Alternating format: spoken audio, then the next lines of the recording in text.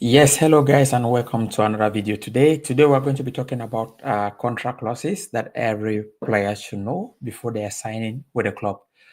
So, as you know, Gaucho Brian is my name, Gaucho Brian Ganjo, and I'm FIFA licensed agent, currently living in Finland, but also working around Europe.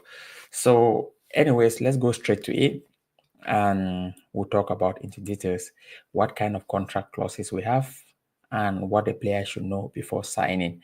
So we're going to break all this down so that at least you can have an idea, basic idea of what you're doing, so that at least when you sign with an agent, when you're signing a contract with a team, you should know, you should have a little bit basic idea on what how it goes.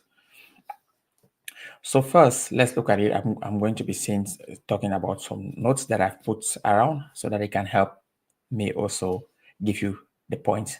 So contract are foundations of football player career. We all know that. Whether it's a young player signing first deal or a superstar negotiating a multi-million dollar deal, those are crucial things for a player.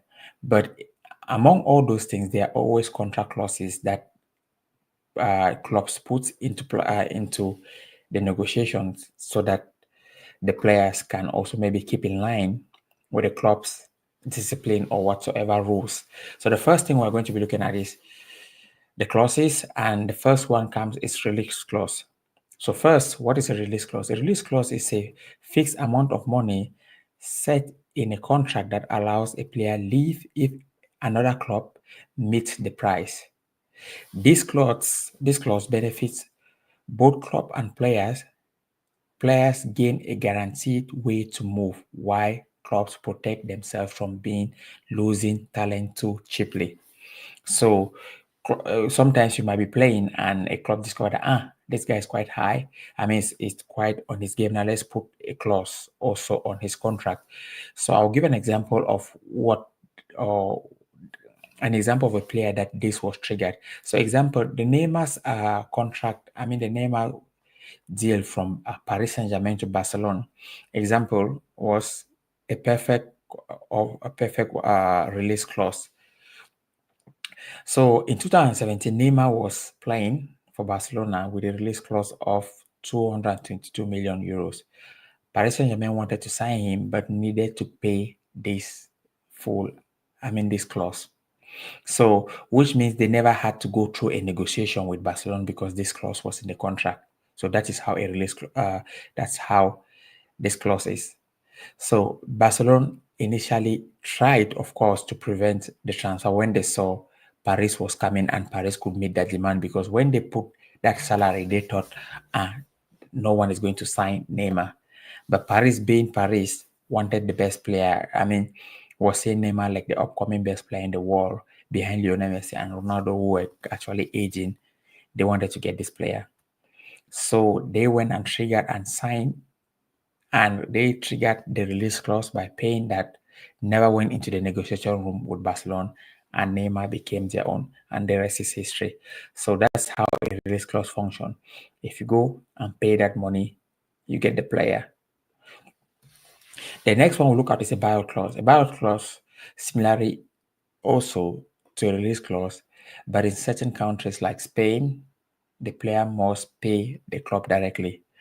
Often throughout an agent, this ensures the club gets full payment before allowing the player to leave.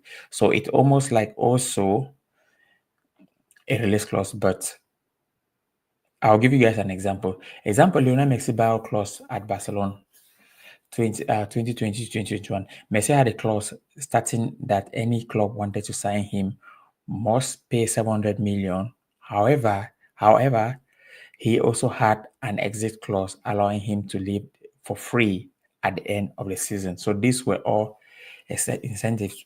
These were all things in Messi's contract. But in 2020, Messi tried to leave. Of course, we all know that, claiming that his exit clause was still valid due to season being delayed by COVID. I think I remember that back in 2020. But Barcelona refused, saying the deadline had passed, which Messi then end up also staying at the club and left for Paris the next year. So a buyout clause also acts like that. Then we have the loyalty. Then you have the loyalty bonuses. This is also okay. A clause bonuses.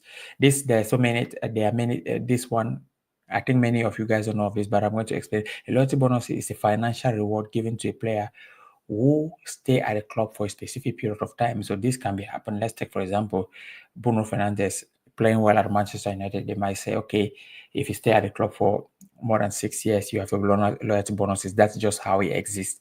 But I'm going to break it down and give you guys an example. Let's talk of Gary Bale's loyalty bonuses at Real Madrid, which means this was in his contract, despite playing very little in his final year at Real Madrid because Bale was always on the bench. Bale contract included a loyalty bonuses. This means he received millions of euros just for staying at the club, even when he wasn't playing regularly. Madrid couldn't force him to leave because his contract legally entitled him to this bonus, this payment. So you see, when the club makes those kind of contract situation, they cannot go against it. So Bill, no matter how he was limited to the time, they wanted to use method that he should leave the club, or he should try to force it so that he leaves, and then it doesn't trigger those bonuses. But Bill, being so smart also enough with his agent, who was Jonathan Bang, decided to stay put.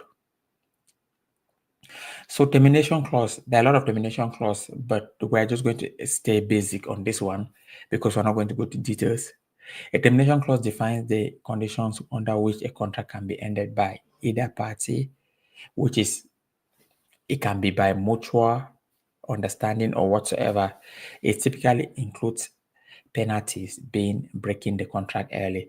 Of course, a termination clause, if you break the contract early, if it goes by mutual understanding, that's acceptable. But if it goes in a certain way, then the person who breaks the contract has to pay compensation. So let's give an example of a termination clause. Ronaldo's termination contract after the interview with Piers Morgan at Manchester United. That was a termination. That was one that we can look as an example.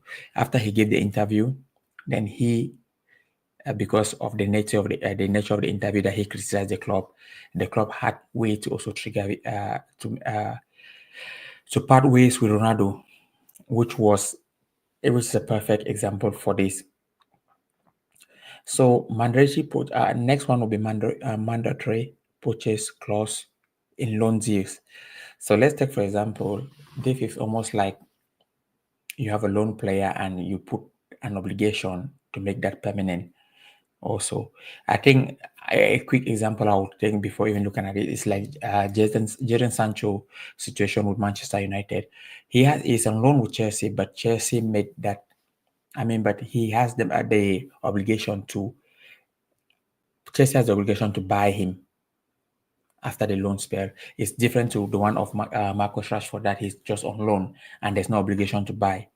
So with the Sancho own, heard about, not really read the paperwork, but I'm just trying to give you guys an example, which means, but at Chelsea, if Chelsea wish to let him come back to Man United, they will have to pay a certain fee, like a penalty fee. But that's because they don't want to activate the buyout. But the contract says they have to buy the player. So it also shows that there's also somewhere in that contract that they have put you have to pay. That you have to pay, that you have to, if you don't want him, you have to pay a certain amount of money. But normally, if this wasn't exist, if that was not there, put also in the contract that that Sancho can come back to Manchester United, but Chelsea will have to pay certain amount of penalties, then they will have to buy that player no matter what, whether he plays no minutes or whatsoever. So an example of this, we'll look at example Antoine Griezmann loan case at Atletico Madrid in 2022. Griezmann was loaned from Barcelona to Atletico Madrid after he wasn't performing well, with a clause stating that if he played a certain percentage of matches, Atletico had to buy him for 40 million. To avoid triggering this clause, Atletico only played him for short periods in games, keeping his playing time just below the required amount. This led to contract renegotiations where both clubs agreed on a lower transfer fee. So you see how clubs are also smart. So this explained that when Griezmann went, they had to Barcelona they had to pay Barcelona 40 million back. But because Atletico didn't want to pay that 40 million, they limited Griezmann's playing time, which means Barcelona had to come back to say, okay, we have to drop our asking price, and they negotiated and made the deal happen for Griezmann to leave. So these things also do exist. And then image right clause. Image right also is dictates how a player's name and likeness can be used for marketing.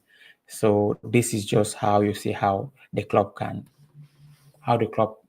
markets the player, because most of these players are big brands, and sometimes when clubs sign players, also they want to use the player's image right to boost their brand. Like for example, how Ronaldo was at Manchester United, because when he comes, he has a very huge following. So that's also noticeable with those big players. And signing bonus clause. Signing on bonus clause is, for example, is a one-time payment given to a player upon signing a contract. Let's take, for example, a player wants to sign for Manchester United, and they tell him that, okay, if you sign for us, Manchester United, rather than Juventus, you're going to have a signing bonus, which might be 1 million whatsoever signing fee, those kind of things. So it do exist. So it triggers the player to say, I'm going to sign this contract and get this signing on fee. So that's how it works. And then you have performance bonus clause, performance incentive. Can be like when a player, they can say, if you scored 20 goals a season, I'm just an example, like for a striker, is going to activate. It's going to activate with us to pay you this amount of money. It's going to activate the contract for us to pay you this amount of money. So this is also like for defenders, maybe whatsoever, but it depends what is on the contract. I'm just giving an example like a striker, that most of these are always like, if you score 20 goals a season, you're going to earn this kind of bonuses. That's how it happens. And sell-on clause also, if a player is sold to another club, their previous club gets certain percentages. I give sell-on clauses almost like, do you know the case of Mason Greenwood at Manchester United? That he was sold to Marseille. So I had Manchester United have a 50% sell-on clause on Greenwood, which means if he's sold to another club, then they will have 50% of that sale. That's how it also exists. That's how these things are existed. So most of the time, these things are always put into the contract, that you have to get knowledge of this so that it can help you. So most of the play, so lots of you guys read and just understand these things. There are things that you have to put your head just to get a little bit of knowledge before going into contract negotiation, so that you know what is happening around the table.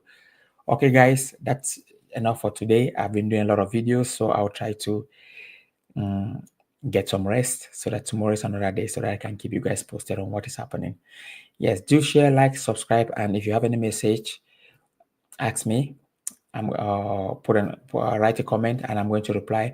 And for those who are preparing for a FIFA exam coming April soon, we are going to start the course.